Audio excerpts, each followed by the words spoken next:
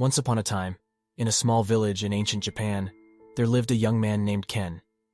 He was known for his good heart and his dedication to his family and community. However, Ken had a secret love, a girl named Kyoto, who lived in a neighboring village. Kyoto was the most beautiful girl he had ever seen, with eyes that sparkled like the stars and a smile that lit up the world around her. Ken had loved Kyoto for as long as he could remember, but they were separated by distance, and he was afraid that time and distance would make him forget his love for her. One day, Ken decided to seek the advice of the wise sage who lived in the nearby mountains. He had heard that the sage had the answers to all of life's questions, and he hoped that the sage would be able to help him with his love for Kyoto. So Ken set out on a journey to find the sage. After many days of traveling, Ken finally arrived at the sage's cave. The sage welcomed him and asked him what he was seeking.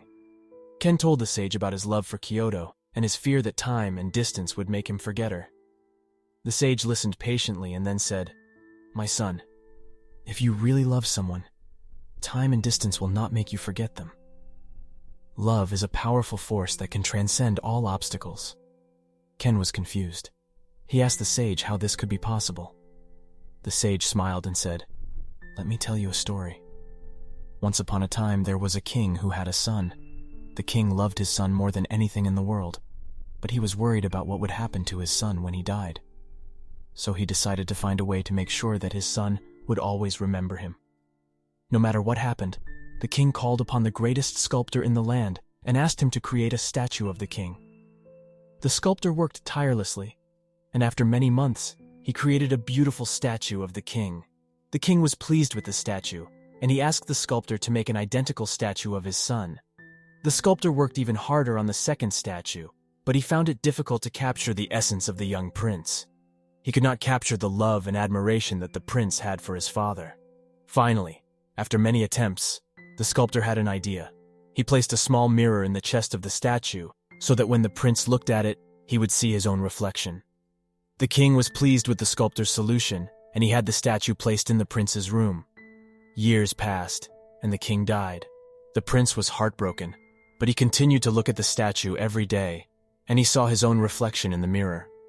He realized that the love that he had for his father was not in the statue, but in his own heart. And he knew that his father's love for him was also in his own heart. So you see, my son, love is not something that can be captured in a statue or a painting. Love is something that lives within us, and it can never be forgotten.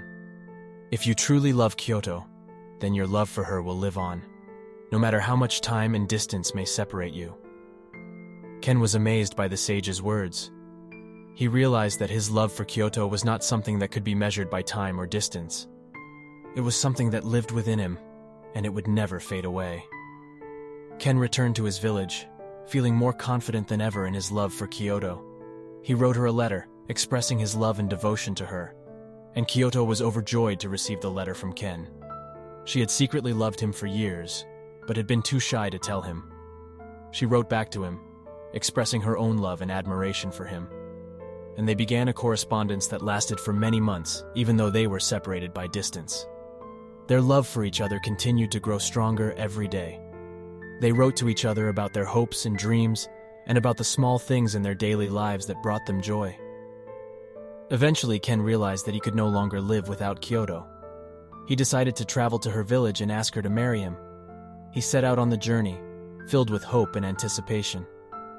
The journey was long and arduous, and there were many obstacles along the way, but Ken's love for Kyoto gave him the strength to persevere.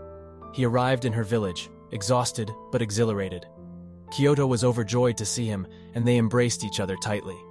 Ken asked her to marry him, and she said yes. They were married in a simple ceremony surrounded by their families and friends. They lived happily together for many years, and their love for each other continued to grow stronger with each passing day. They had children and grandchildren, and they watched them grow up with pride and joy. Ken and Kyoto knew that their love for each other had transcended all obstacles, and they were grateful for the wise words of the sage who had helped them to understand the true nature of love. In the end, Ken and Kyoto passed away, but their love continued to live on in the hearts of their children and grandchildren, and their story became a legend in the village, inspiring other young lovers to believe in the power of love. The moral of the story is that if you truly love someone, time and distance will not make you forget them. Love is a powerful force that can transcend all obstacles. It lives within us, and it can never be forgotten. If you believe in the power of love, then you can overcome any obstacle and find true happiness in life. If you truly love someone, time and distance will not make you forget them. Love is a powerful force that can transcend all obstacles. True love gives us the strength to overcome any obstacle. Love is the light that guides us through the darkness of life. The power of love is stronger than the power of fear. Love is not just a feeling, it's a choice that we make every day. True love is not just about being together, it's about staying together. When you love someone, their happiness becomes your own. The greatest gift we can give to someone is our love. Love is not about possession, it's about appreciation. Love is not just a noun, it's a verb. True love is not about perfection, it's about acceptance. Love is a journey, not a destination.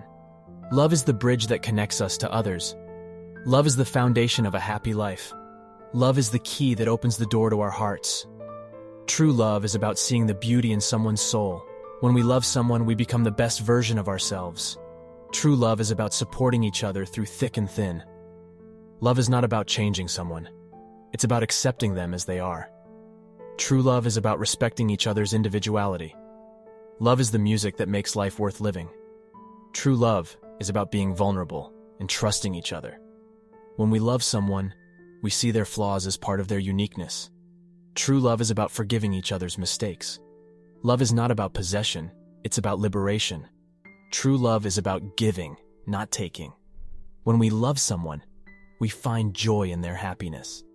True love is about being selfless, not selfish. Love is the glue that holds our relationships together. At the end, thank you for watching Anything is Possible. Tribe.